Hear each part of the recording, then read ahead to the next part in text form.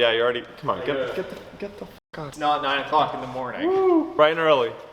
We're back. We are here at Seems Legit Garage for day, well, it's like day 5 already. If you tuned into part 1, you got to see the installation of this right here. This nitro turbo supercharger thing. The way it is. Supercharger turbo? So we're installing this Active AutoWorks supercharger on the 330 Ci BMW. It's about time. How you feeling bright and early today? I mean, I was in my lair doing CAD work, and now I'm out here in the shop. I gotta take this jacket off or Kendra will kill me if I get stuff on it. Kendra, if you're watching this, he's still wearing it. I'm not wearing it. This is the bad boy right here. So far we have basically taken off all the serpentine belts, kind of just disassembled a whole bunch of stuff. Yeah, really. it was like 2 days of just nothing but disassembling everything. And then right at the end, we finally got to do the good part. We still have to do spark plugs. We still have to do injectors. We still have to route the charge piping, get a new intercooler. So there's still a lot that needs to be done. This is our like little table over here with all of the parts that we have thus taken off so far, and then all of the parts that we are about to install. We're just gonna go ahead and do some more of the busy work. Once we cross something that's semi-interesting, I'll inform you guys. But right now I'm just gonna work on some brackets and some small stuff that it's just not that entertaining. We have the oil pump and the filter, whereas the Pro Charger on the Mustang is like self-circulating. This one is gonna basically route itself around the engine bay. Quick break, priorities, White Castle. So we just took out the coil packs from the top here, and now we have access to the spark plugs down there. So we're gonna swap out the spark plugs, gap them to the proper size. We're also gonna take off the valve cover right here and replace the valve cover gasket that kind of goes all the way around.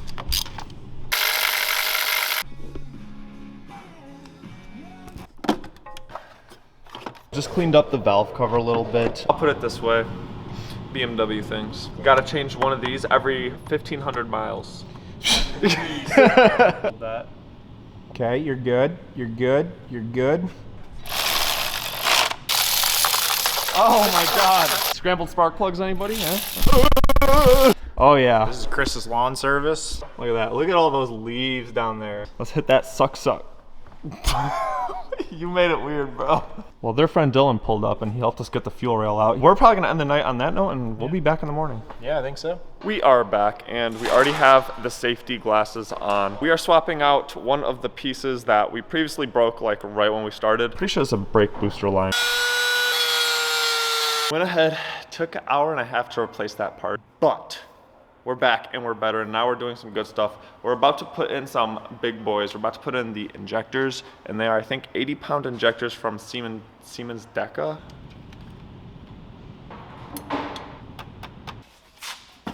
We're about to install this. Oh yeah. Are you ready? Yes. Look at that. It's beautiful. Ooh-wee. Fancy. Some wiggling to do.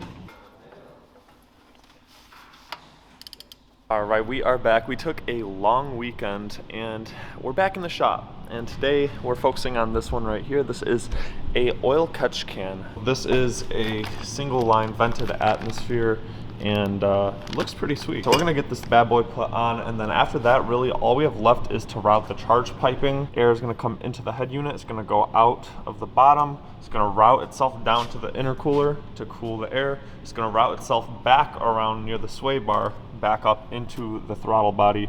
Yeah, it's gonna be a lot. And then we're also gonna have to mount an air filter. Okay, so catch can install so far pretty straightforward. Right there, we capped off part of the dipstick. Now we are simply removing this line right here, plug it from here, and also unplug it from the back end right here. And we're gonna go ahead and cap off that inlet and outlet. All that you have left really is to connect the oil catch can up to the back corner there. And I think we're gonna route it here, if I'm not mistaken. You like it? It's good to It's go. looking good. It's about to be ready to go. It's never gonna be this clean ever again. All right, well, now onto the good stuff, the charge piping.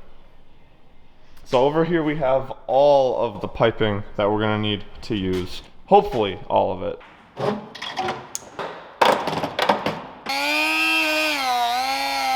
Well, I am happy to announce the first charge pipe is done. It is sitting right here. You connecting to the throttle body.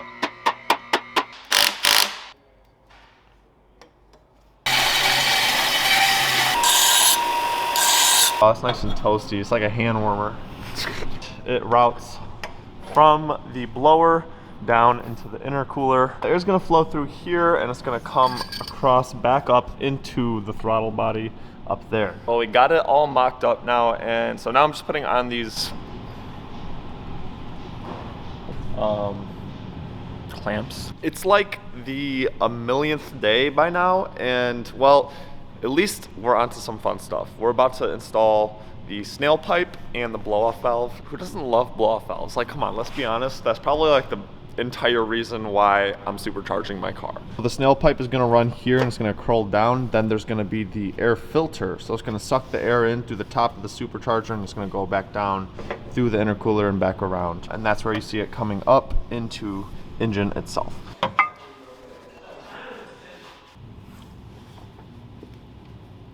Zoom, zoom. All right. Little update. We don't really have anything fun left to do. All we have left to do is just route some hose lines. But there's one more fun thing. We're about to replace this universal intercooler with another universal intercooler.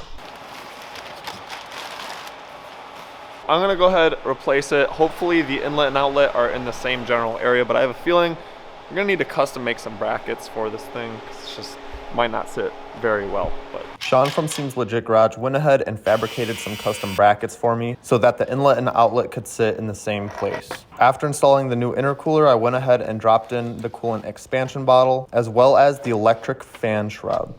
Up next, I went ahead and swapped out the thermostat because I did have a check engine light. I also had to extend the mass airflow harness because it wouldn't reach the new connecting point. Well guys, I am very thrilled to announce supercharger is pretty much done. Waiting on 2 parts to arrive in the mail, one being the oil cooler right here, and then the last thing was like a heating core pipe. Got the fan back in, I got the coolant reservoir put in, and we ended up zip tying it around here to give it clearance off of that pulley right there. So we got a good millimeter, should be okay. And yeah, once we get those 2 things put in, this is gonna be done. However, it's not gonna be done. Is it ever done? No. We need to do a fuel pump. I know, I can't believe those words came out of my mouth. Never thought I'd be doing one again after the Mustang. But like the Mustang, we want to run E85 on this car, and to do so, we need a bigger fuel pump.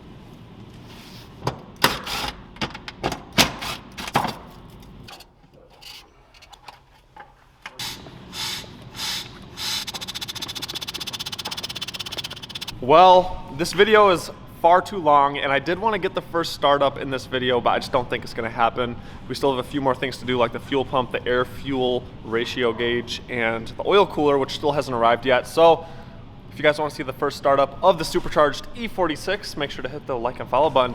I will catch you guys in the next video, and peace out.